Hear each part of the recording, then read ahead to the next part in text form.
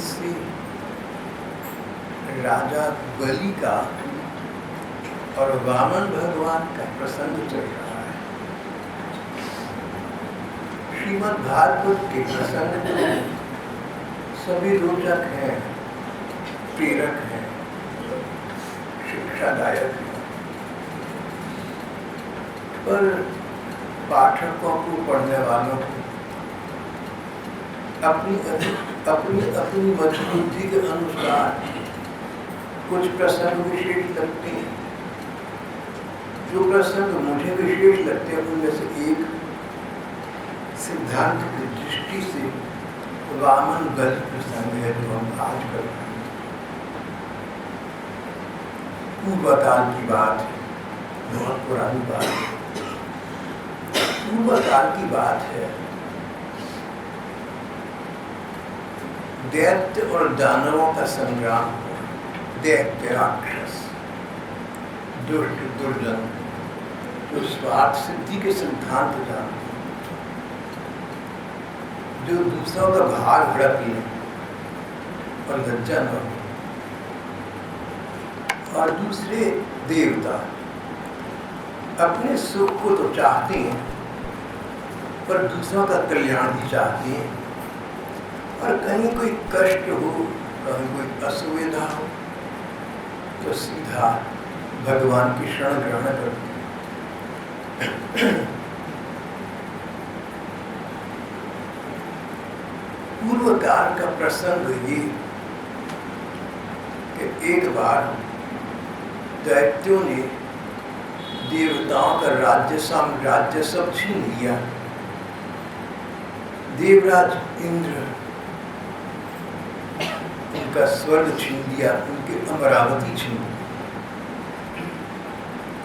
यहाँ तक कि दैत्य 3 प्रसिद्ध लोग हैं, स्वर्ग, पृथ्वी और पाताल, तीनों के एक छत्र अधिपति बन बैठे। दैत्यों के राजा बलि थे। हम लोग राजा बलि का वृत्तांत यहाँ करने वाले। एक ओर तो दैत्यों के अधिपति थे और दूसरी ओर भगवान के प्रति भक्ति भाव रखते थे। विचित्रताओं का संसार में कभी अंत नहीं होता, परस्पर विरोधी बातें सत्य हो जाती है। कहाँ तो राक्षसों का प्रतिनिधित्व करना और कहाँ भगवान के प्रति अप्रतिम प्रेम भाव, जो अद्भुत विचित्रताओं का एक व्यक्ति में समन्वय है। मानव स्वभाव कुछ ऐसा ही है। हम सभी लोगों का स्वभाव कुछ ऐसा ही है। कहीं कुछ दो विरोधी वार्ताओं का हम अपने को ग्रास बना लेते। जो व्यक्ति विवेक से कार्य ले सके, अब तक तो हो चुका, सो हो चुका, पर वर्तमान को सुधार ले, उसका भविष्य भी समुज्ज्वल हो जाता है। विवेक विचार ही व्यक्ति का मित्र है। दैत्य और देवताओं की एक प्रतिस्पर्धा। दैत्य का साम्राज्य स्थापित हो गया, देवता बेचारे बेघर के हो गए। देवताओं की माँ का नाम अदिति था। अदिति ने भगवान को प्रसन्न किया। भगवान ने कहा, अदिति चिंता मत लो, मैं तुम्हारे पुत्र के रूप में आऊंगा, देवताओं को उनका अधिकार प्रदान करवाऊंगा, दुष्ट दानवों का पराजय कराऊंगा, चिंता मत करो। भगवान अदिति माता से वामन भगवान के रूप में प्रकट, गौनी वामन के रूप, वामन भगवान। कोई कहते हैं कि 52 अंगुल के थे, इसलिए इनका नाम वामन पड़ गया। कथाकार लोग, कथावाचक, उपदेशक लोग बहुत सी बातें कहते हैं। कुछ तो ग्रंथों के अनुसार कहते हैं, कुछ रोचक बनाने के लिए कहते हैं, पर एक विचार ये है कि गौने भगवान 52 अंगुल के थे, इसलिए 52 कहलाए। हो सकता है ऐसा, लेकिन नाटे थे कद के, ये तो श्रीमद् भागवत में लिखा हुआ है। गौनी वामन छोटी उम्र के एक वशुक ब्रह्मचारी के रूप में राजा बलि के दरबार में पहुंचे। मानो कोई विद्यार्थी, मानो कोई छात्र। राजा बलि देवताओं के अधिपति, उन्होंने नियम दिया था 100 अश्वमेध यज्ञ कराने का। अब 100 यज्ञ चल रहा है। अगर ये यज्ञ सफल हो गया, 100 यज्ञ संपन्न हो गए, तो राजा बलि को स्थायी स्तर पर इंद्र पद की प्राप्ति हो जाएगी। देवता चाहते थे 100 यज्ञ कम से कम संपन्न न हो। राजा बलि चाहते थे 100 यज्ञ संपन्न हो तो दैत्यों का साम्राज्य स्थापित हो जाएगा। अभी आपसे कहा विचित्रताओं का अंत नहीं, वंडर्स विल नेवर सीज, अंग्रेजी के कहावत। आश्चर्य की बातें कभी समाप्त नहीं होंगी। राजा बलि भगवान के भक्त और दैत्यों के प्रतिनिधि। राजा बलि भगवान के प्रेमी भक्त, सच्चे प्रेमी भक्त, और भगवान राजा बलि की पराजय के लिए अवतार लेकर आई। अपने भक्त की पराजय कराने के लिए अवतार लेकर आए, भक्तवत्सल आए, भक्त बलि को पराजय प्रदान करने की। विचित्रताएं है ना, इनका कोई अंत नहीं। कहते भगवान की माया अपरंपार है, समझ नहीं आती। अब हमारी जो मानव बुद्धि, हमारी समझ है, सीमित है। हमें बातें समझ में न आए, हो सकता है, पर भगवान की समझ तो सीमित नहीं। जो कुछ करते हैं सोच विचार कर करते हैं, लोक मंगल के लिए करते हैं, सभी के कल्याण के लिए करते हैं। वामन की भगवान राजा बलि के यज्ञशाला में उपस्थित हुए। राजा बलि ने सबने उनका तेजोमय मुखमंडल देखा, तेजस्वी चेहरा, मानो ब्रह्मानंद साकार सामने प्रकट हो गया।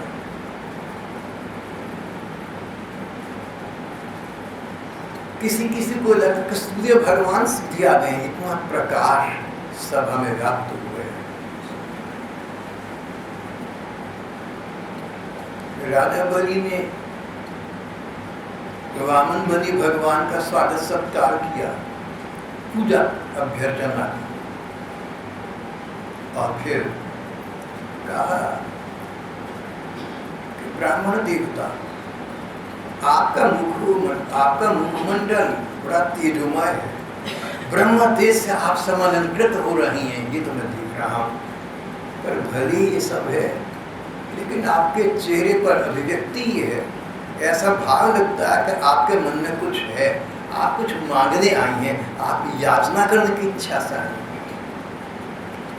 याचक वृत्ति का आत्मविश्वास आपके चेहरे पर नहीं दिख रहा है। देखो, मांगन गया सो मर गया। मैं छोटा था, दादी जी हुआ करती थी मेरी, मैं 7-8 वर्ष का था। तू क्या बनेगा? प्रश्न बच्चों से पूरे लोग करते हैं कि दादी जी मैं सन्यासी बनूंगा। बोले देख, सन्यासी बनेगा ना, तेरी मर्जी है, तुझे अकल की बात बताती हूँ, जो बनेगा बनियो, लेकिन हाथ ऐसे रखियो, ऐसे नहीं, मांगने का नहीं। सन्यासी का काम भिक्षा मांगना है। बोली हाथ पत्थर लगे किसी के आगे ऐसे रखियो। दादी जी की बात मुझे बहुत अच्छी लगी। किसी व्यक्ति को याचना वृत्ति का नहीं बनना चाहिए। तुम उस समाज से मांगो कुछ मत, अयाचित वृत्ति रखो, बिना मांगे कुछ मिल जाए अलग बात, और बिना मांगे कुछ मिले तो उतना स्वीकारना जिसकी तुम्हें नितांत अनिवार्यता है, उससे अधिक स्वीकारना मत। अगर आवश्यकताएं हैं और उनकी पूर्ति करनी है, तो समाज का नियम बना है, उसका पालन करो, कमाओ खाओ, कौन टूटता है।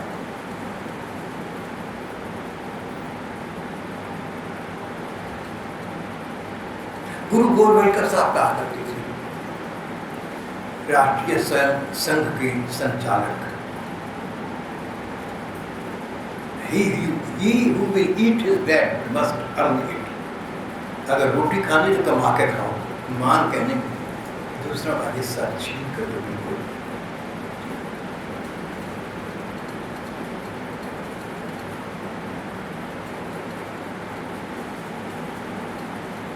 मांगना को गिराना ठीक नहीं। एक उक्ति है ना पुरानी, मांगने गया सो मर गया। और एक और उक्ति भी है, बिन मांगे मोती मिले, मांगे मिले न भीख।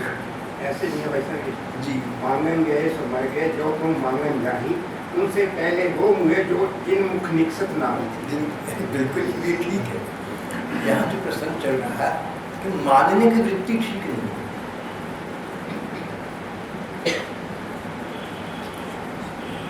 राजा बलि ने कहा, ब्रह्मन आपका मुखमंडल तेजोमय है, ब्रह्म तेज से आप अभिभूत हैं, संपन्न है, और आपके चेहरे में कुछ याचना छिपी है, आप कुछ मांगना चाहती हैं, आपके चेहरे पर ब्रह्म तेज है, पर आत्मविश्वास की न्यूनता है।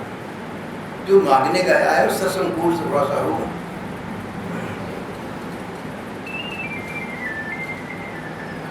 मांगने का अधिकार अगर है तो संसार के किसी ऐसे बिरले व्यक्ति को है जिसके लिए मांगना और देना एक ही बात, जो शरीर धर्म से ऊंचा उठ गया, संसार से ऊंचा उठ गया, परमात्मा तत्व में मानव संकट हो गया, सो बात अलग है।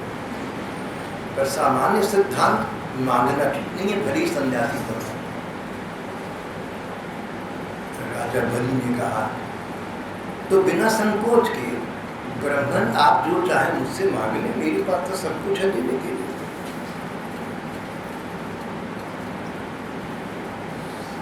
आप जो चाहे मुझसे मांग लें।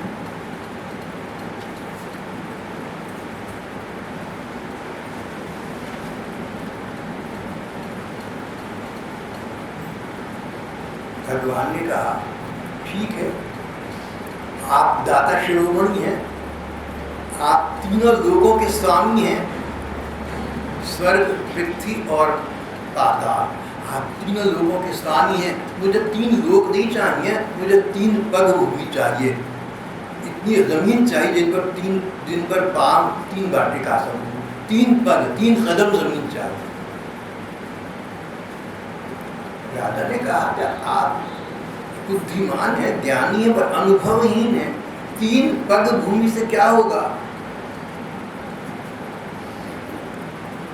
लेकिन वामन धारण किए हुए भगवान ने कहा है, राजन, जो व्यक्ति कम से कम में गुजारा नहीं कर सकता, मांगने पर कम से कम में गुजारा नहीं कर सकता, जो वर्तमान में संतुष्ट नहीं रह सकता, उसको तीनों लोगों का आधिपत्य प्राप्त हो जाए तो भी संतुष्ट नहीं होगा। भगवान ने ताना मारा, पॉइंट मारा, तुम 3 लोग के अधिपति हो, यज्ञ करा रहे हो तो पक्का इंद्र बन जाओ, कामना पूरी नहीं होगी, कामनाएं बनी। भगवान श्री रजनीश कहते थे, ओठ, जहाँ कामना है वहाँ संसार, और जहाँ संसार है वहाँ अशांति।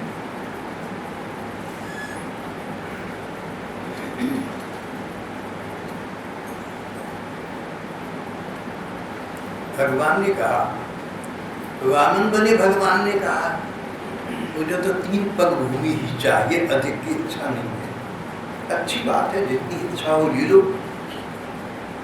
ये कहकर राजा बलि ने जल का पात्र उठाया, 3 पग भूमि देने का संकल्प करने के लिए। यहाँ दूसरा अध्याय आरंभ हो गया। दैत्यों के पुरोहित राजगुरु शुक्राचार्य थे।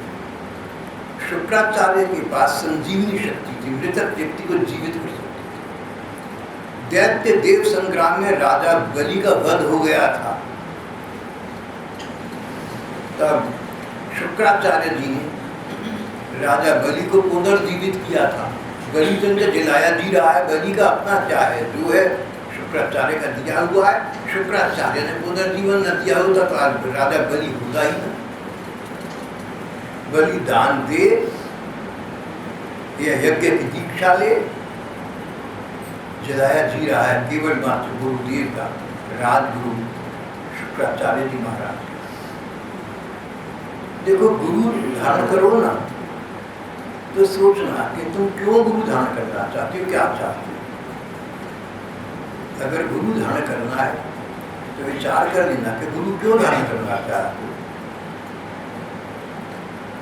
अगर लोक विद्या ग्रहण करनी है, फिजिक्स साइंस पढ़नी है, तो फिजिक्स साइंस के प्रोफेसर को धारण करो।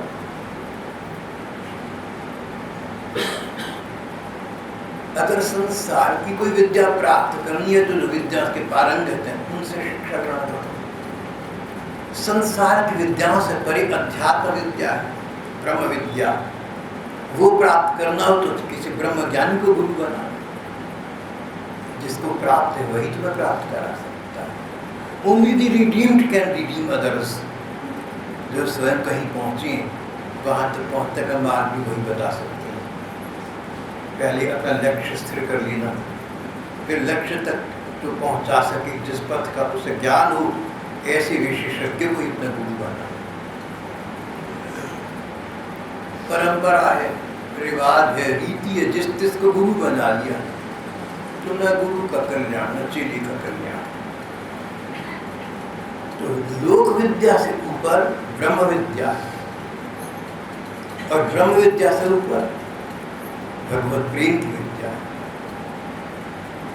ब्रह्म विद्या से बहुत ऊपर भगवान के प्रेम की विद्या है। भगवत प्रेम प्राप्त करना जीवन का चरम लक्ष्य है।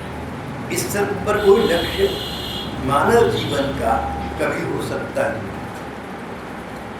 तो भगवत प्राप्ति जीवन का लक्ष्य हो तो ऐसे संत को गुरु बनाना जो स्वयं भगवत प्राप्त हो, जो प्राप्त हो तुम्हें प्राप्त कराने का मार्ग दिखा सके, तुम्हारा पथ प्रशस्त कर सके। जैसा लक्ष्य है उस लक्ष्य की सिद्धि के लिए, इष्ट सिद्धि के लिए अनुरूप गुरु का वर्ण करना।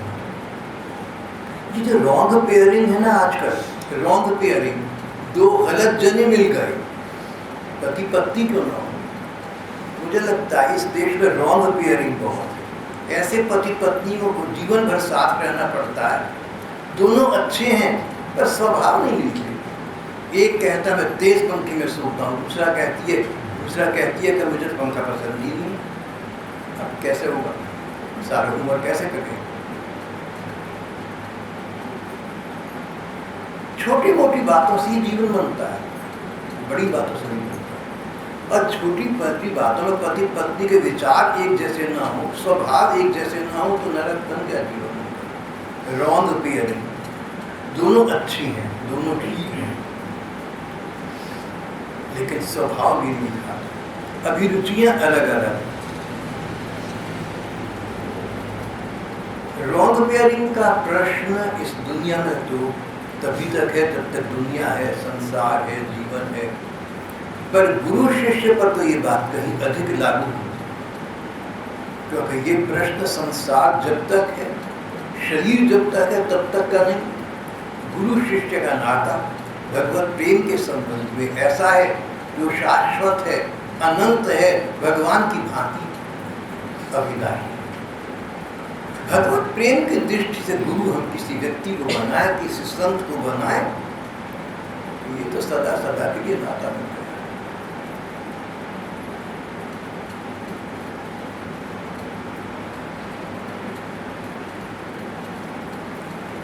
बलि और बामन भगवान का प्रसंग चल रहा है। राजा बलि उनके गुरु थे शुक्राचार्य, जिनकी कथा हो रही।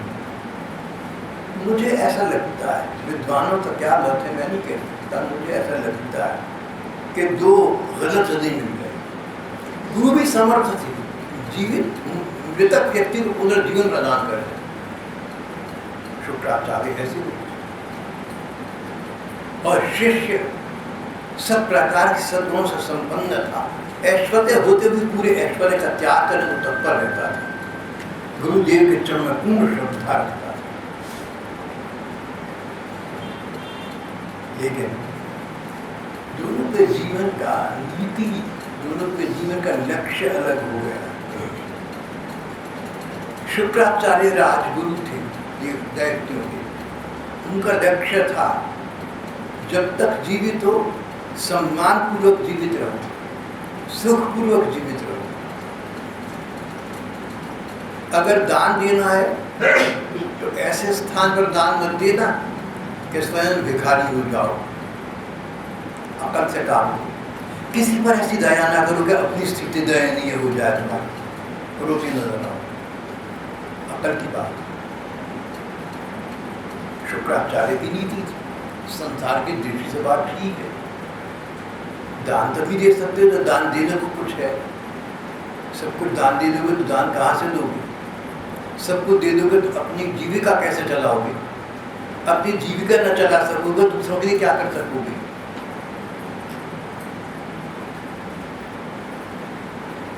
नीति की दृष्टि से शुक्राचार्य ठीक थे, लेकिन राजा बलि, उनका कहना कुछ और था, उनका स्वभाव और था। पूरे नीति की आवश्यकता नहीं। ये संसार, ये शरीर और ये जीवन सब के सब भगवान के प्रति समर्पित है। कौन देने वाला है, कौन लेने वाला है? दोनों रूप में भगवान ही है, लेते भी वही हैं, देते भी वही हैं। मैं तो ठाकुर शरण में हूँ, अगर वो ठाकुर ये शरीर लेना चाहते ले लें, ये जीवन लेना चाहते ले लें। अगर ठाकुर जी मेरा शरीर और मेरा जीवन ले लेंगे तो मुझे कहीं तो रखेंगे, अपने चरणों में रखेंगे, यही मैं चाहता हूँ। संसार के साम्राज्य से मैंने क्या लेना है? दोनों के दृष्टिकोण अलग अलग है। शुक्राचार्य का दृष्टिकोण लौकिक था, दुनियावी था, तो बहुत उत्तम, बहुत अकल का, लेकिन था सांसारिक, संसार में सबसे अच्छा, सबसे ऊंचा था। और राजा बलि का दृष्टिकोण संसार का था ही नहीं, अध्यात्म का था। तुम सांसारिकता के ग्रास मत बनो, तुम परमार्थ का आश्रय। जीवन में स्वार्थ नहीं, परमार्थ चाहिए, लौकिकता नहीं, अलौकिकता चाहिए।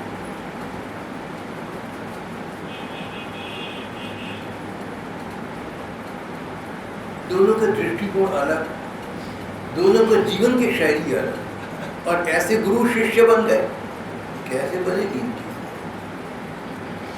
शुक्राचार्य ने कहा, बलि मूर्खता की बातें मत करो, हमने तुम्हें जीवन दान दिया है, तुम हमारे हाथों बिक चुके, जो हम चाहेंगे तुमने वही करना है, और तुमने हमसे आज्ञा नहीं दी, तुम कैसे दान दे सकते हो? बिक गया, जो खरीदार नहीं हो सकता, तो बिक चुके मेरे कदमों में। तुम्हें तो पुनर्जन्म मैंने दिया था, पुनर्जीवन मैंने दिया था, तुम्हें स्वतंत्र हो कहाँ? दूसरी बात, देवताओं पर वेद दैत्यों ने पाई, दैत्यों ने तुम्हें अपना राजा बनाया। तुम अकेले विजेता नहीं हो, जो चाहो सो करो, सारी दैत्य विजेता है। तुमने दैत्यों से परामर्श तो नहीं किया, तुम एक छत्र अधिपति बन बैठे, तुम अधिनायक बन बैठे, तुम तानाशाह बन बैठी, तुम डिक्टेटर बन बैठे।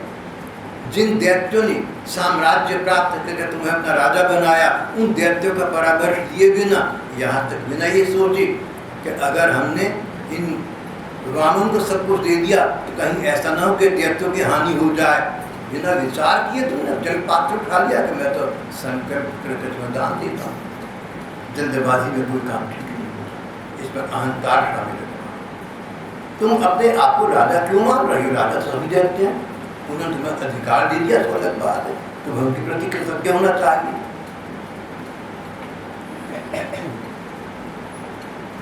राजा बलि का दृष्टिकोण फिर अलग था। ये सारी बातें सांसारिक हैं। दैत्यों ने मुझे राज्य दिया, दैत्यों की बड़ी कृपा है, पर राज्य ले ले, मैंने राज्य का क्या करना है? 3 लोगों के राज्य को मैं कौड़ी के बराबर नहीं समझता, मैं अभी इसको छोड़ने को तैयार। सन 1948 की शादी बात है, जब किंग जॉर्ज एडवर्ड VIII ने अपनी चाहती कन्या के लिए अंग्रेजों को साम्राज्य छोड़ दिया था, जब अंग्रेजी साम्राज्य आधी दुनिया पर चलता था, the sun never set on the British Empire। आधी दुनिया पर जब अंग्रेजों का राज था, तब उसके बादशाह किंग जॉर्ज एडवर्ड VIII ने एब्डिकेटेड द थ्रोन। ताज क्या चीज है और वक्त जवाहर क्या है, इश्क वाली तो खुदाई भी लुटा दी थी, लुटा दी खुदा।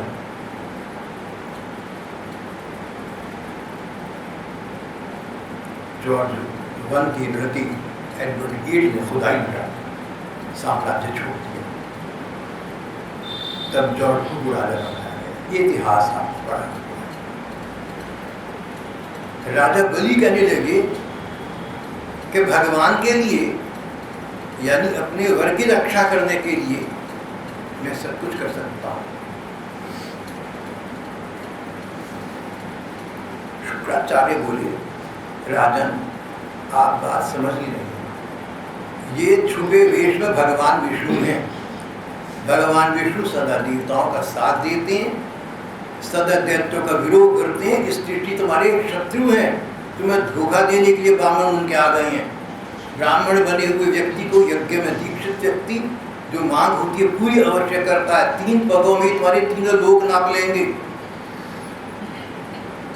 तुम मूर्खता मत करो।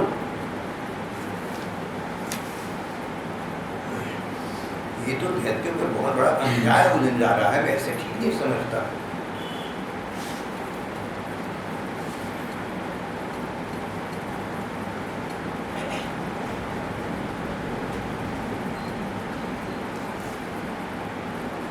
राजा बलि ने कहा, गृहस्थाश्रम में रहने वालों के लिए वही धर्म है जो आपने कहा है, परंतु गुरुदेव मैं सामान्य गृहस्थ हूँ कहाँ? मैं तो भक्त प्रहलाद का पोता हूँ, उन्हीं के कदमों पर चल रहा हूँ। भक्त प्रहलाद पिता थे हिरण्यकशिपु राक्षस। भक्त प्रहलाद के लिए भगवान नृसिंह रूप में अवतार लेकर आए थे। भगवान प्रहलाद जी के लिए नृसिंह रूप में अवतार लेकर प्रहलाद जी को बचाने आए थे। वही भगवान आप कहते हैं आज ये वामन धारण करके मुझे मारने के लिए आए हैं। बात तो एक ही है, भगवान के हाथों मरना या जीवन प्राप्त करना एक ही बात है, क्योंकि जीवन अनंत है, अंततः भगवत चरणों की प्राप्ति होनी है। अगर ये भगवान है तो अपनी सामर्थ्य शक्ति से पराजित करके मेरा राज्य ले ही सकती है। और अगर भगवान के अतिरिक्त कोई है संसार की कोई सत्ता इतनी बलवानी जो मुझे जीत सके, और अगर भगवान है इनको हम जीत सकते ही नहीं, क्यों ना हम इनके सामने समर्पण कर दें।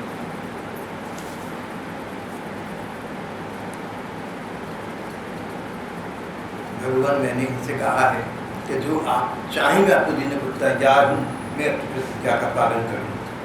मैं नरक से नहीं डरता, गरीबी से नहीं डरता, दुख से नहीं डरता, राज्य के नाश से नहीं डरता, मृत्यु से नहीं डरता, जितना प्रतिज्ञा करके उसे धोखा देने से डरता हूँ।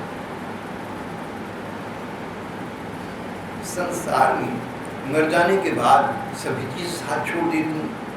यदि जीवन काल में उनको दान देकर भगवान को प्रसन्न कर दें, ये तो बहुत अच्छा सौदा है। बड़े बड़े महापुरुषों ने अपने प्राणों को त्याग करके लोक मंगल किया है। यदि उदार और करुणाशील पुरुष अपात्र याचक की कामना पूर्ण करके दुर्गति भुगतते हैं, तो दुर्गति भी उनके लिए शोभा की बात बन जाए, बहुत ऊंचे दर्जे की बात करिए। एक व्यक्ति कुछ मांगने आया था, वो धोखेबाज, धोखा देकर दूसरे में करुणा जागृत करके उसको धोखा देकर उसकी चीज ले गया। देने वाला कंगाल हो गया। लोगों ने कहा था कि झूठ बोल रहा है, तो धोखा दे रहा है, माना नहीं था। अब कंगाल हो गया, मुंह की खाई। कहता है कोई बात नहीं, अगर 10 बार जन्म हूँ 10 बार मुंह की खाऊंगा, जो मेरे आगे मांगने के लिए आगे मैं उसको दूंगा ही। उसने गलत किया या ठीक किया वो अपनी जान है। जिसने मेरे आगे हाथ पसारा मैं अपना जीवन दूंगा। राजा बलि ने कहा इस प्रकार के जो व्यक्ति दानी है उनकी चाहे दुर्गति हो, लेकिन संसार में यश तो नहीं मिलता ही। प्रसिद्धि तो उन्हीं की होती है, दुर्गति भी उनके लिए शोभा की बात हो जाती है।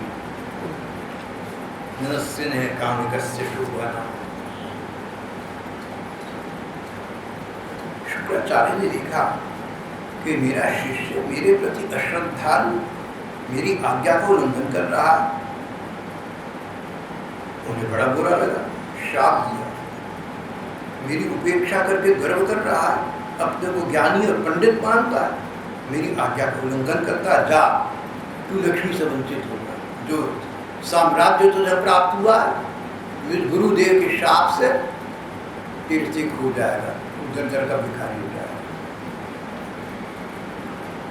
गुरु ने शिष्य को शाप दिया। संसार है ना, स्वार्थ का है। कोई हो जो तुम्हारे अनुकूल है, तुम्हारी कृपा का पात्र बन जाएगा, और जिसके तुम प्रतिकूल हो उसकी कृपा के कितने पात्र बनोगे, इसका अनुभव तो छोटे मोटे जीवन में स्वयं हो जाता है। कहाँ तो शुक्राचार्य ने राजा बलि को संजीवनी शक्ति से पुनर्जीवन प्रदान किया था, और देखा कि मेरी बात नहीं मान रहा, तो अपमान समझा, श्राप दिया, जा तो नष्ट हो। यहाँ पर हम ये देखते हैं भगवत प्रेम की दृष्टि से राजा बलि ठीक थे। शुक्राचार्य तो लौकिक नीति की बात कर रहे, दुनियावीता, दुनियादार, लेकिन अपने प्रिय शिष्य को जीवन प्रदान करने के बाद श्राप दी गए। राजा बलि ने उनको प्रणाम किया, बोले आप ठीक कहते हैं, आपका श्राप भी मुझे स्वीकार है, पर फिर भी साम्राज्य खोकर और जीवन खोकर भी अपने प्रण की पूर्ति तो मैं करूंगा ही। उस समय राजा बलि ने बड़े आनंद से वामन भगवान के चरणों को धोया, सिर पर जल चढ़ाया। उस समय आकाश में स्थित देवता जो राजा बलि के शत्रु थे, देखो बताता है तुम्हारा जीवन में कोई ऐसे काम करो जो तुम्हारे विरोधी विपक्षी है ना, वो तुम्हारी सराहना करने पर बात हो जाए। तुम्हारे विरोधी अगर कोई हूँ, अगर तुम्हारे विपक्षी कोई हूँ, अगर शत्रु तुम्हारे कोई हो, के ना हो, अगर कोई हूँ तो ऐसा स्वभाव तुम्हारा हो, ऐसा चरित्र तुम्हारा हो, ऐसे वाणी व्यवहार तुम्हारे हो कि तुम्हारे शत्रु, विरोधी और विपक्षी तुम्हारी प्रशंसा करने पर बाध्य हो जाए, उनके मुंह से निकल जाए कि ठीक आदमी तो यही हम। राजा बलि दैत्यों के प्रधान, दैत्य देवताओं के शत्रु, भगवान दैत्यों के शत्रु, और देवता आकाश में आकर हर्ष निनाद करने लगे, करतल ध्वनि करने लगे, तालियां बजाने लगे, प्रसन्न होकर धन्य है राजा बलि, धन्य है, सचमुच यही सराहनीय है। सारे शत्रु मिलकर इस महाशत्रु की प्रशंसा कर रहे हैं। राजा बलि के इस अलौकिक कार्य की और सरलता की प्रशंसा करते हुए उनके ऊपर फूलों की वर्षा करने लगे। और जब राजा बलि ने कहा ठीक है वामन देवता, आप अपने 3 पग भूमि माप लें, बोले ठीक है। आश्चर्य, वामन भगवान अपना बानवन पना छोड़कर, बौना पद छोड़कर विश्व रूप में प्रकट हो गए। जो गीता में भगवान कृष्ण ने विश्व रूप अर्जुन को दिखाया, जो राम और कृष्ण ने विश्व रूप माँ को दिखाया, मिलता जुलता विश्व रूप। भगवान का वो विश्व रूप, वो भगवान का विराट रूप कितना बड़ा होगा, इसका अंदाजा लगाइए आप। भगवान के एक पांव से, एक पग से भगवान ने पूरी पृथ्वी माप ली। जितनी जमीन है हमारी, एक पग के अंतर्गत आ गई। सारी जमीन बराबर है भगवान का एक तलवा। जिन भगवान का तलवा इतना बड़ा है कि पृथ्वी पर पांव रख के पूरी पृथ्वी पर एक ही पांव आया, बाकी जगह नहीं रही। एक पांव इतना बड़ा है, स्वयं भगवान कितने बड़े होंगे। और दूसरा पांव स्वर्ग पर रखा तो पूरा स्वर्ग आवृत्त हो गया। तीसरा पांव रखने तो बोले बलि, तीसरा पांव रखने को जगह नहीं है, जगह दूर।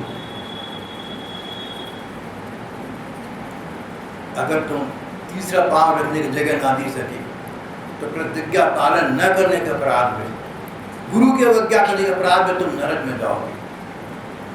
बोले प्रभु आप तीसरा पांव मेरे सिर पर रख लीजिए। 3 पग भूमि आपके हुए।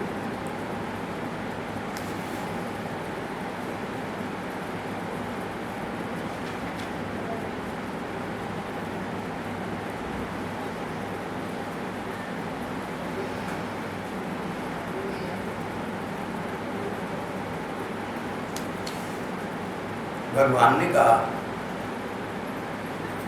कि तुम्हारी सिर पर पांव रखना तुम्हारी प्रतिज्ञा का पालन नहीं हो सकता। 3 पग भूमि मांगी है मैंने, 1 पग भूमि में पृथ्वी बाकी गई, दूसरे में स्वर्ग, तीसरे में सिर की बात मैंने नहीं, पृथ्वी की बात की थी। प्रतिज्ञा भंग करने के अपराध में तुम नरक में जाओगे। भगवान ने अपने अंदर आज्ञा दी, बलि को बांध दो। राजा बलि को बांध दिया गया, साम्राज्य समाप्त हो गया, सिर का अपना सिंहासन समाप्त हो गया, ताज समाप्त हो गया, कोई सेवक न रहा। किसी साधारण अपराधी की बात ही राजा बलि वनोपार्जन बंधी हुई। शुक्राचार्य के साथियों ने कहा, देखा कहा था ना ये अंत होगा।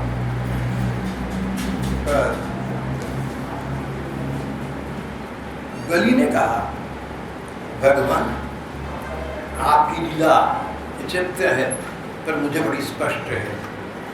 आप तुच्छ वस्तु मेरे से छीनकर मुझे बड़ी वस्तु देना चाहते हैं, दुनियावी चीज मुझसे छीनकर आप अपने कदमों की दौलत में बख्शना चाहते हैं। भगवान यही तो आपकी भक्तवत्सलता है। भगवान जब छोटा सुख तुमसे छीनते हैं तो बड़ा कोई सुख देने वाली होती है। इसलिए बलि ने कहा, त्रिलोकी का साम्राज्य आपने मुझसे छीन दिया इसलिए कि आपके चरणों में मुझे सदा सदा के स्थान मिल जाए, भगवान के नित्य धाम में स्थान मिल जाए, बड़ा सुख मुझे प्राप्त हो जाए। देखने में तो ये कि आपने मुझे साम्राज्य से वंचित कर दिया।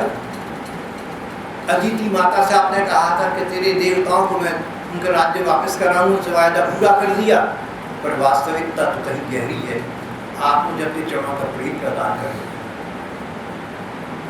मैं आपकी कृपा दृष्टि का पात्र बन गया, आपके कृपा प्रसाद का अधिकारी बन गया। आज मुझे क्या कुछ नहीं मिला।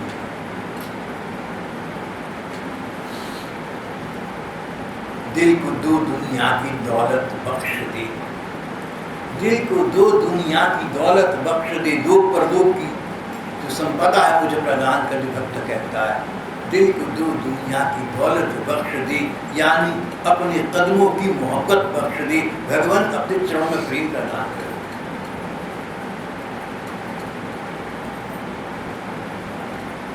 दिल को 2 दुनिया की दौलत बख्श दे, अपने कदमों की मोहब्बत बख्श दे। 2 दुनिया की दौलत से बहुत बड़ी दौलत है भगवान के प्रति प्रेम होना, उसका सुख अनंत है, कभी समाप्त होने वाला नहीं। किसी वृद्धि को प्राप्त होता है, बड़े बड़े संत महात्माओं को, बड़े बड़े योगी यतियों को, बड़े बड़ों को प्राप्त होता। राजा बलि का भगवान के प्रति ये प्रेम भाव देखकर देवता आश्चर्यचकित हो गए। प्रेम उसे कहते हैं जहाँ दूसरे का दोष हमें गुण के रूप में दिखे। अदोष दर्शन प्रेम का स्वभाव। अगर दूसरा हमारा बुरा करे हम तब भी न बदलें, हम परिष्ट कर भी सच्चे रहें। Love is not love that alters when toleration finds, or wet with the remover to remove. No, it is never marked. It looks on tempest and is never flicker. Shakespeare की सोनेट मेरे ख्याल है आपने वैसे कई दिन पढ़ी होगी याद। It is a never fixed mark that looks on tempest and is never flicker. True love, सच्चे प्रेम करने का प्रेम। 2500 वर्ष पहले यूनान के विश्वविख्यात दार्शनिक हुए अफलातून, प्लेटो। उन्होंने कहा आध्यात्मिक प्रेम ही प्रेम है, और प्रेम की यही परिभाषा बताई। दूसरा बदल जाए तुम नहीं बदलोगे तो तुम सच्चे प्रेमी हो। राजा बलि सच्चे प्रेमी थे। देखने में तो ये आ रहा था कि भगवान उनका अहित कर रहे हैं, उनका साम्राज्य छीन रहे हैं, उनका जीवन छीन रहे हैं, पर बोले सब कुछ अपने कदमों की मोहब्बत बख्शने के लिए, अपने चरणों का प्रेम प्रदान करने के लिए आपका ये नाटक मात्र है। भगवान को ऐसा ही करना पड़ा। बोले राजा बलि, वर्तमान में तुम्हें मैं सुतल लोक प्रदान करूंगा। सुतल लोक में स्वर्ग से भी अधिक सुख है। मैं तुम्हें सुतल लोक प्रदान करूंगा और उसके बाद तुम्हें मेरे स्थायी धाम की प्राप्ति। देवताओं की तो बात क्या, ऋषि मुनि त्यागी तपस्वी राजा बलि का जय जयकार कर रहे, सब जगह उनके वाह। सारे संसार में सच्चे भगवत प्रेम के आदर्श बन गए राजा बलि। सामन भगवान अपना कार्य सिद्ध करके, देवताओं को राज्य चाहिए था सो दे दिया, बलि को प्रेम भक्ति चाहिए थी सो प्रदान कर दी। जिसको जो चाहिए था भक्तवांछा कल्पतरु भक्तवत्सल ने उसको वो प्रदान किया और इस पृथ्वी से अपने को अंतर्हित कर दिया, अंतर्धान हो गए। यहाँ हमारा आज का पाठ का प्रसंग समाप्त।